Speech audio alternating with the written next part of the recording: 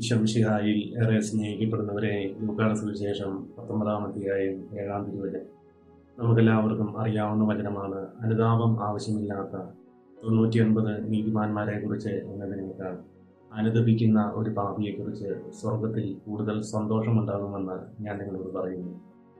പ്രിയപ്പെട്ടവരെ, നമ്മൾ സുവിശേഷത്തിൽ വായിക്കുന്നുണ്ട് ധൂർത്തപുത്രന്റെ ഉപമയില് ധൂർത്തപുത്രന്റെ തിരിച്ചുവരവിന് വേണ്ടി കാത്തിരിക്കുന്ന പിതാവിനെ കുറിച്ച്. നമ്മുടെയൊക്കെ ജീവിതത്തിൽ നമ്മൾ പാപം ചെയ്ത് ഈശോയിൽ നിന്ന് അകന്നു പോകുമ്പോൾ നമ്മുടെ തിരിച്ചുവരവിന് വേണ്ടി കാത്തിരിക്കുന്ന പിതാവായ ദൈവമുണ്ട്. തിരുസഭ കുമ്പസാരമെന്ന കൂദാശ നമുക്ക് നൽകിയിരിക്കുന്നത് നമ്മൾ ഏത് മാരക പാപത്തിൽ വീണുപോയാലും അനുതാപമുള്ള ഒരു ഹൃദയത്തോടു കൂടി നമ്മളെ കുമ്പസാരിക്കുവാൻ വേണ്ടി കുമ്പസാരക്കൂട്ടിലേക്ക് ഇണങ്ങുമ്പോൾ സ്വർഗത്തിൽ നമ്മളെക്കുറിച്ച് ഒത്തിരി സന്തോഷമുണ്ടാകുന്ന ഒരു സമയമാണ് കുമ്പസാരത്തിൻ്റെ സമയം. പ്രിയപ്പെട്ടവരെ, 2 വർഷം മുമ്പ് എൻ്റെ ഒരു സ്നേഹിതനെ ടൗണിൽ വെച്ച് കാണുവാനിടയായി. സ്നേഹിതൻ കുറച്ച് മദ്യപിച്ചാണ് നിൽക്കുന്നത്. എന്നെ കണ്ടപ്പോൾ എൻ്റെ അടുക്കലേക്ക് ഓടി വന്നു. എന്നിട്ട് 2 തെറിവാക്ക് പറഞ്ഞുകൊണ്ടാണ് എന്നോട് ഇങ്ങനെ സംസാരിക്കാൻ തുടങ്ങിയത്. കാരണം മദ്യപിച്ച് കഴിയുമ്പോൾ ചിലർക്ക്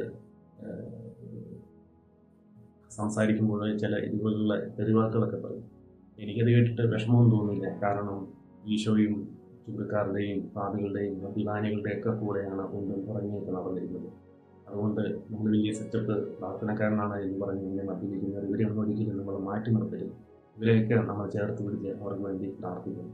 എന്നിട്ട് നമ്മുടെ സ്നേഹിതൻ എന്നോട് പറഞ്ഞു, എൻ്റെ ജീവിതം ഓർത്തിട്ട് എനിക്ക് ഇല്ലാത്ത സങ്കടമുണ്ട്. കാരണം പ്രാർത്ഥനയാകണമെന്ന് പറഞ്ഞാൽ നീ ജീവിതം നശിപ്പിച്ചുകൊണ്ടിരിക്കുകയാണ്.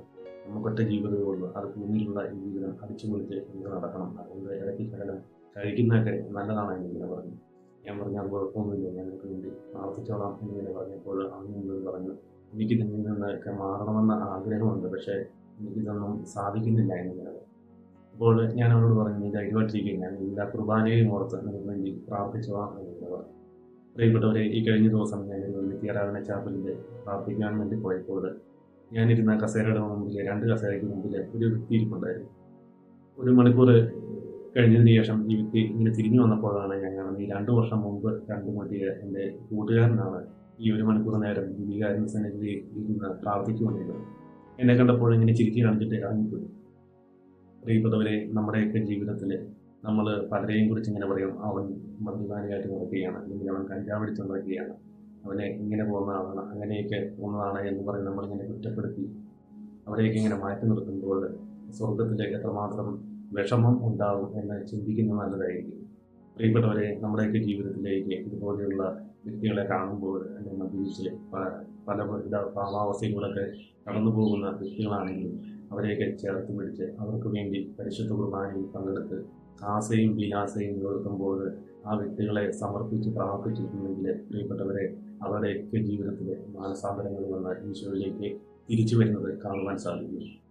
പ്രിയപ്പെട്ടവരെ, നമ്മുടെ ജീവിതത്തിൽ ആരെയും മാറ്റി നിർത്താതെ എല്ലാവരെയും ചേർത്ത് പിടിക്കുവാനും എല്ലാവർക്കും വേണ്ടി പ്രാർത്ഥിക്കുന്നവരായിട്ട് മാറുവാനും ഈശോയുടെ ഒരു മനോഭാവം മദ്യപാനികളെയും വ്യഭിചാരികളെയും ചുങ്കക്കാരെയും ഒക്കെ ചേർത്ത് പിടിച്ച ഈശോയുടെ സ്നേഹം പങ്കുവെക്കുന്നവരായിട്ട് മാറുവാൻ നിങ്ങളെ ഓരോരുത്തരെയും നമ്മുടെ ഉള്ളിൽ വസിക്കുന്ന നിത്യസഹായകനായ പരിശുദ്ധാത്മാവ് സഹായിക്കട്ടെ എന്ന് പ്രാർത്ഥിക്കുന്നു. പരിശുദ്ധാത്മാവിൻ്റെ ഇഷ്ടമണവാട്ടിയായ പരിശുദ്ധ അമ്മയുടെ ഹൃദയത്തിലേക്ക് നിങ്ങളെ ഓരോരുത്തരെയും പ്രതിഷ്ഠിച്ചുകൊണ്ട് പ്രാർത്ഥിക്കുന്ന വിശുദ്ധ മിഖായേൽ തോറിൻ്റെ സംരക്ഷണവും മാധ്യസ്ഥവും എപ്പോഴും നമ്മൾ ഓരോരുത്തരോടും കൂടി ഉണ്ടായിരിക്കട്ടെ. Ave Maria, praise the Lord, hallelujah.